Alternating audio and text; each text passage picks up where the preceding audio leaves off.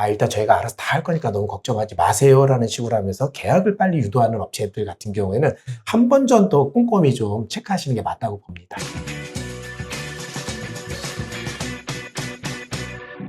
혼자 하면 생고생, 함께 하면 성공개원!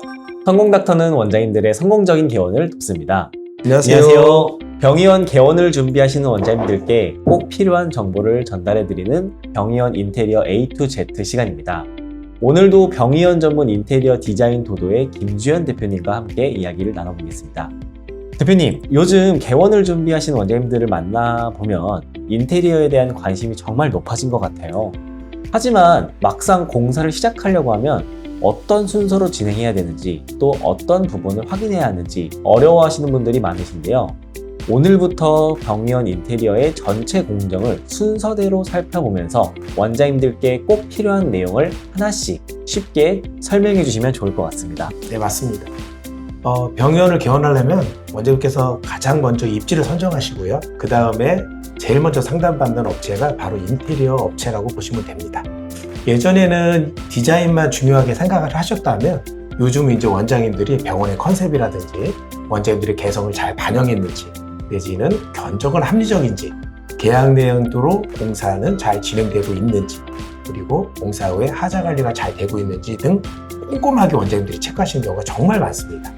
하지만 병의원 인테리어는 철거부터 준공 청소까지 나중에 하자 점검까지 여러 공정을 거쳐서 완성이 되기 때문에 그 과정을 모두 이해하고 관리하기에는 쉽지 않은 게 현실입니다. 자, 그래서 이번 시간에는 병의원 인테리어 A to Z라고 해서 시작과 끝을 고려한 실제 공사가 진행되는 순서라든지 그 순서에 맞게 공정 역할, 원장님들께서 꼭 확인해야 될 사항이 있는지 그런 부분을 하나하나 꼼꼼하게 좀 체크해서 말씀을 드리려고 좀 하고 있습니다. 네. 대표님, 그러면 병의원 인테리어는 보통 어떤 순서로 진행될까요? 모든 인테리어가 동일한데요. 크게 기본 설비 공사라든지 구조공사, 마감공사 이렇게 크게 세 가지로 분류해서 이해를 하시면 조금 이해하시기 쉬우실 거예요. 먼저 이제 기본 설비 공사라는 거는 뭐냐면 저희가 모든 시설을 운영하기 위해서는 처음에 철거를 해야 되고 공매김, 그다음에 냉난방 되게 중요하죠. 그리고 설비, 소방, 그다음에 전기공사. 천정 속에 들어가는 기본적인 설비가 첫 번째인 거고요. 그걸 기본공사라고 표현할게요. 자, 두 번째는 구조공사입니다. 그 경량이라든지 금속공사, 목공공사를 통해서 진료실, 상담실, 처치실, 간호사실 등에 대한 공간을 나눕니다. 그런 형태로 나누는 걸 구조공사라고 표현하는 거고요. 그 다음에 그 구조가 다 완성이 되면 도장, 페인트죠. 필름, 도배까지. 그 다음에 그 마감이 끝나면 바닥에 데코 타일, 폴리싱 타일 까는 마감공사로 이루어지고요. 그게 다 이루어지고 난 다음에 유리, 가구, 사인 이제 그런 것들을 붙이는 시부공사가 있습니다. 그리고 그게 완료가 되면 준공공사, 준공 청소까지 저희가 다 해드리는 거죠.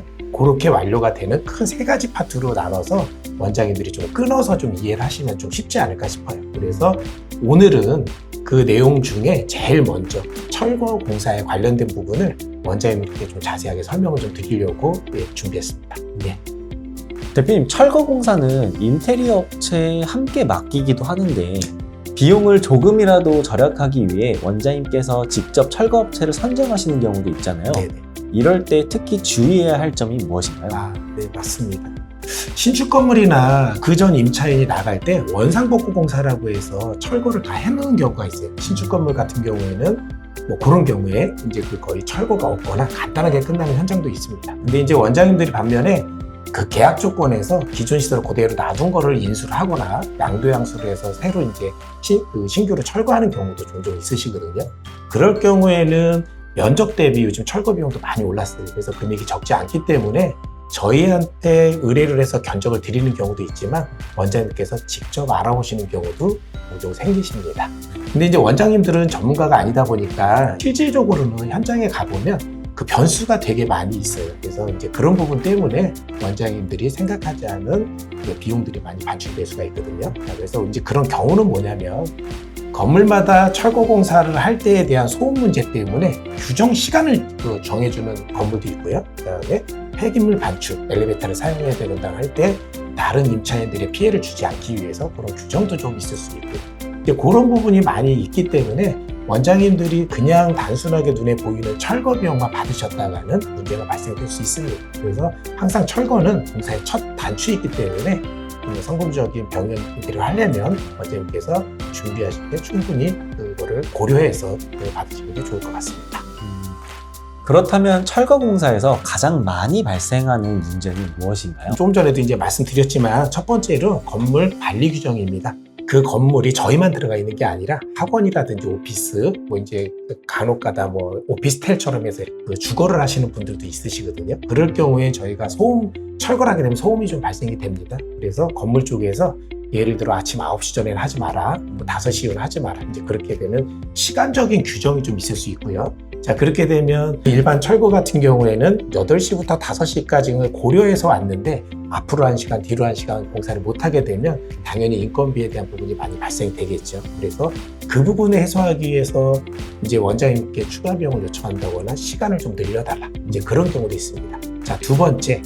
이제 그 소음에 관련 부분은 어떻게 잘 풀었습니다. 근데 이제 폐기물이죠. 철거를 하면 이제 그걸 갖다 버려야 되는 이제 저희가 폐기물 반출이라고 표현하는데 엘리베이터 사용 시간을 또 규정하는 데가 있어요. 낮에는 안 돼요. 다른 임차인들이 써야 됩니다. 그리고 외부에서 크레인을 써서 다 날러라 라고 하는 경우도 있고 크레인을 하려고 했더니 동네 동선, 그러니까 통행에 불편이 발생이 돼서 크레인을 써도 낮에는 안 돼요. 사람 이동이 없는 새벽에 하세요, 야간에 하세요. 그렇게 규정을 하는 건물들이 많이 있고 여건이 그런 건물들이 있습니다. 당연히 야간이랑 새벽에 하거나 크레인을 부르게 되면 가외적인 부분에 비용이 많이 발생이 되고요. 그리고 비용도 비용이지만 공사가 그만큼 뒤로 지연되는 현상이 발생될 수도 있다고 할 것 같습니다. 예. 그럼 대표님께서 가장 기억에 남는 철거 현장이 있으셨을까요? 네, 근래인데요. 원장님께서 직접 이제 철거업체를 몇 군데 받아보셨는데 그 업체가 저희가 이렇게 견적을 받아들이는 것보다 금액이 좀 싸긴 하더라고요. 그래서 제가 조금 불안해서 철거대에서 계속 가서 봐드렸는데 그 현장이 어떤 사례였냐?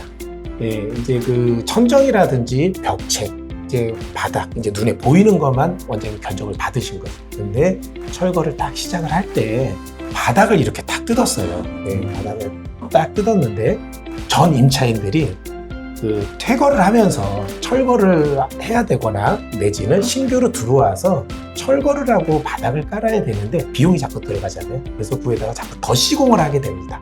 그러면 원장님이 알아보셨던 업체 같은 경우에는 눈에 보이는 바닥에 뭐 데코 타일이다, 포세린 및 폴리싱 타일이 있으면 그 철거 비용만 견적을 넣으셨는데 뜯어보니까 4겹이나 있는 거예요. 그렇다 보니까 그 문제 때문에 원장님 저희는 한 겹을 예상하고 왔는데 이렇게 4겹이 들어와 있으면 저희는 좀 곤란합니다. 그럼 비용을 더 주십시오.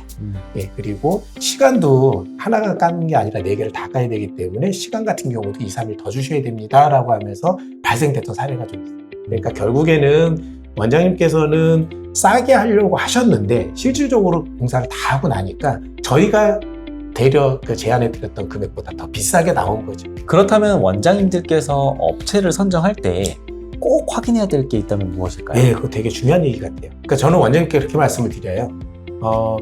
원장님이 알아보시는 업체랑 할 때는 견적을 받은 내용 이후에 이 현장에서 또 추가로 발생될 만한 것들이 무엇이 있을까요? 라는 의문을 좀 제기해 보십시오. 그랬을 때 그 업체가 이 현장은 이렇습니다 라고 충분히 내용을 전달해 줄 경우에는 그 업체도 그 현장을 충분히 검토했다고 보시면 돼요. 근데 답변을 이렇게 편하게 쉽게 바로 응대를 못하고 일단 저희가 알아서 다 할 거니까 너무 걱정하지 마세요 라는 식으로 하면서 계약을 빨리 유도하는 업체들 같은 경우에는 한 번 정도 꼼꼼히 좀 체크하시는 게 맞다고 봅니다. 예.